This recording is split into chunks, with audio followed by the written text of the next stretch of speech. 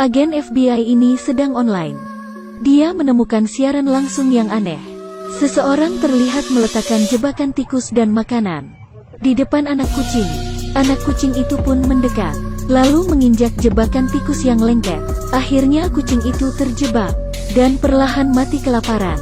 Netizen pun berkomentar dan memaki si pembunuh. Agen wanita bernama Jennifer itu juga marah. Kebetulan tugasnya adalah mengawasi kejahatan dunia maya. Dia lalu memblokir situs web itu. Tetapi ketika dia mencari situs siaran langsung lagi, siaran langsung tadi kembali muncul. Tampaknya si pembunuh adalah seorang peretas ulung. Tidak bisa ditangani dengan cara biasa. Sehingga, dia memeriksa alamat situs web tersebut. Ternyata ada di Rusia. Ini menjadi lebih rumit, karena seorang rekan memberitahunya. Nama domain ini terdaftar di Rusia.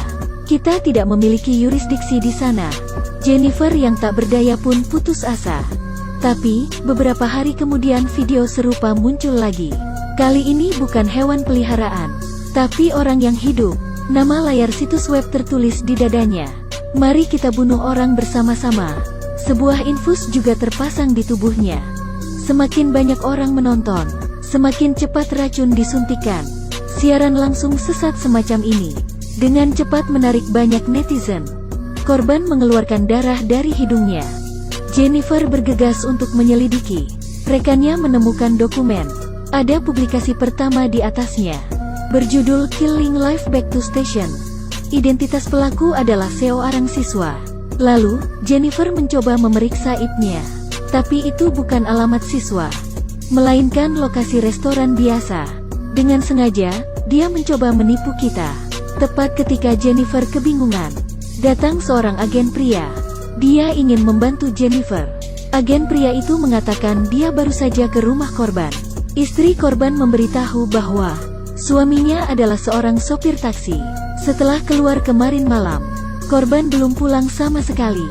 Sementara itu, karena jumlah penonton di situs ini sangat banyak, sopir taksi itu pun tewas. Tak lama kemudian, mayat sopir itu ditemukan di bagasi seorang anggota dewan. Peristiwa ini langsung menyita perhatian publik. Sebagian orang berpikir pembunuhnya adalah provokator yang anti pemerintahan. Sebagian lainnya berpikir pembunuhnya adalah anggota dewan itu. Semua hanyalah dugaan. FBI memutuskan untuk meningkatkan penyelidikan. Tetapi teknik peretasan sangat sulit diprediksi. Sebesar apapun upaya Jennifer untuk melacaknya, dia masih belum menemukan petunjuk. Hingga suatu hari, dia mendapat sebuah informasi. Ada siaran langsung pembunuhan berikutnya. Korbannya seorang reporter. Tangannya ditanam di semen yang tebal. Dia terjebak di ruang bawah tanah. Ini adalah siaran langsung yang aneh. Pria yang bertelanjang dada, dengan tubuh bagian bawah terjebak dalam semen. Lalu ada banyak lampu pemanggang kue di sana. Saat jumlah penonton meningkat drastis, suhu lampu itu juga akan semakin tinggi, menuju ke angka 144. Pada saat ini, mulut pria itu terus bergerak, seperti sedang menyebutkan angka. Polisi pun segera memperhatikannya. Kurasa itu alamatnya. Nomor yang diberikan oleh korban adalah 8808. Polisi datang ke rumah nomor 8808. Di depan rumah, mereka mendobrak pintu. Tidak ada seorang pun di sana. Hanya ada satu buku catatan di atas meja, dan laptop yang menyala, dan menayangkan berita tentang siaran langsung si pembunuh. Jelas, pembunuhnya sudah tahu bahwa polisi akan mendatanginya. Dia sengaja meninggalkan pesan yang provokatif. Operasi penyelamatan gagal lagi. Korban telah hangus terbakar. Untuk pembunuh dengan teknologi anti pengintaian tingkat tinggi. Menurut Jennifer, kasus ini hanya bisa diungkap dengan menyelidiki korban. Dia meminta rekan-rekannya untuk mengumpulkan informasi tentang korban. Korban terakhir seorang reporter. Dia biasanya mengunggah semua jenis video secara online. Semua video tentang film bunuh diri dengan kekerasan. Untuk memenangkan perhatian publik, Jennifer menyelidikinya siang dan malam. Tapi, dia sadar bahwa saat ini dirinya telah menjadi target si pembunuh. Keesokan harinya, saat putrinya bangun tidur, putrinya menemukan layar aneh muncul di komputer. Saat dia berada di jendela dan mengambil kucingnya, dia juga muncul di layar. Gadis itu tahu seseorang sedang memotret rumahnya. Jadi dia berlari ke bawah, ingin mengetahui lokasi kamera. Jennifer yang baru saja mandi, melihat bahwa putrinya ada di dalam siaran langsung itu. Dia dengan cepat mengeluarkan senjata rahasia, sambil bergegas keluar rumah dengan cemas. Sambil memanggil putrinya, tidak ada orang di luar. Hanya ada mobil mencurigakan. Pada saat ini, Jennifer menemukan putrinya sedang bersembunyi. Putrinya tampak baik-baik saja. Jennifer meminta ibunya untuk menjaga putrinya. Dia perlahan mendekati mobil aneh itu. Benar saja, ada kamera di mobil itu. Dalam sekejap, Jennifer langsung menghancurkan kamera itu. Dia membuka bagasi belakang dan melihat ada plastik yang berisi tubuh reporter itu. Jennifer frustrasi. Pembunuh sadis itu sudah mengincar rumah mereka. Setelah masuk ke rumah, dia memeriksa komputer putrinya. Ditemukan ada permainan virus yang diinstal. Pembunuhnya menggunakan metode ini, meretas jaringan nirkabel rumah Jennifer.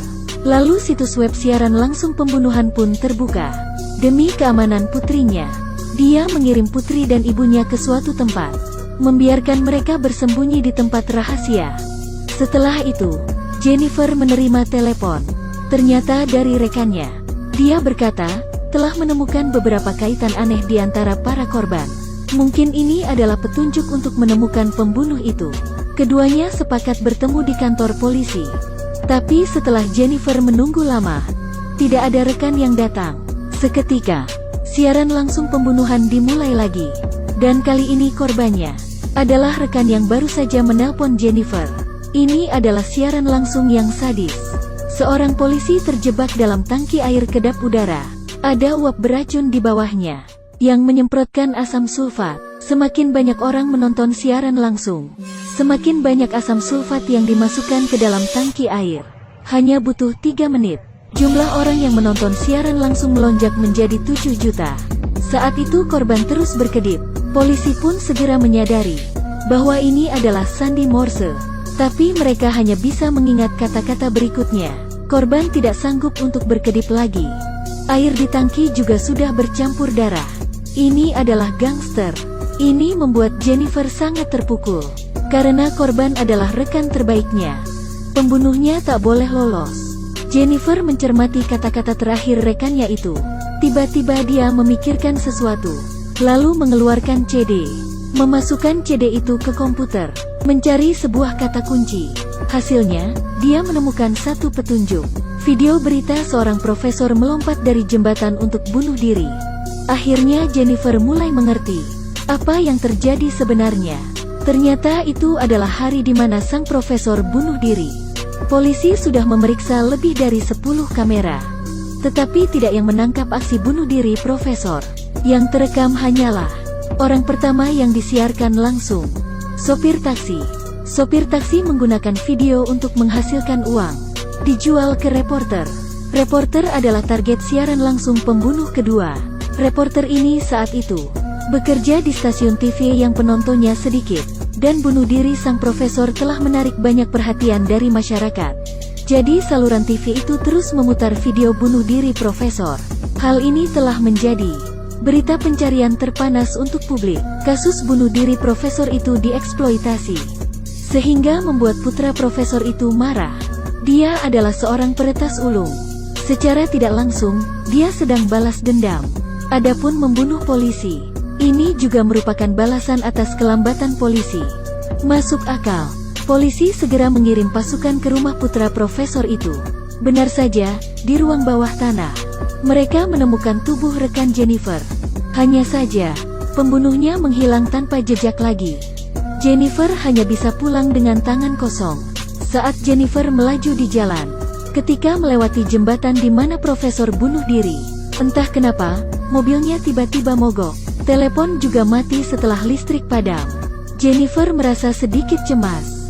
Dia turun dari mobil dan pergi ke bilik telepon umum untuk meminta bantuan. Setelah menutup telepon, lampu mobilnya menyorot dengan terang. Dia melangkah maju membawa senjata. Untungnya tidak ada orang di dalam mobil. Dia kembali mengemudi. Seseorang tiba-tiba muncul di belakangnya. Orang itu lalu menyetrumnya. Jennifer pun pingsan. Ketika bangun, Jennifer sudah tertangkap di ruang rahasia. Pembunuh itu menggantungnya terbalik. Di bawah Jennifer, terdapat penggiling daging yang tajam. Benar saja, siaran langsung yang sadis itu. Mulai lagi, jumlah penonton mulai meningkat drastis. Semua orang tahu, jika tidak menonton siaran langsung itu, maka Jennifer bisa selamat. Tapi netizen hanya ingin memuaskan rasa penasaran mereka. Ketika bilahnya semakin dekat, dengan putus asa, Jennifer mengayunkan tubuhnya. Pembunuhnya mengira itu adalah perjuangan terakhir. Dia menikmatinya sambil merekam video. Dia tak menyangka ayunan Jennifer akan semakin kuat. Sebenarnya, Jennifer berusaha meraih pipa, lalu memutar saklarnya. Semburan gas pun menyemprot mata si pembunuh. Sangat perih sehingga pembunuh itu tak bisa membuka mata. Jennifer meraih sesuatu, dan berhasil melepaskan ikatan kakinya. Dia mendekati pembunuh itu, lalu memukul punggungnya. Saat pembunuh itu ingin melawan, Jennifer langsung mengambil pistolnya, dan melepaskan beberapa tembakan, menghabisi pembunuh itu. Akhirnya, semua berakhir. Tapi masih banyak netizen yang menontonnya. Mereka tak mau berhenti, karena penasaran, atau psikologinya sudah teracuni.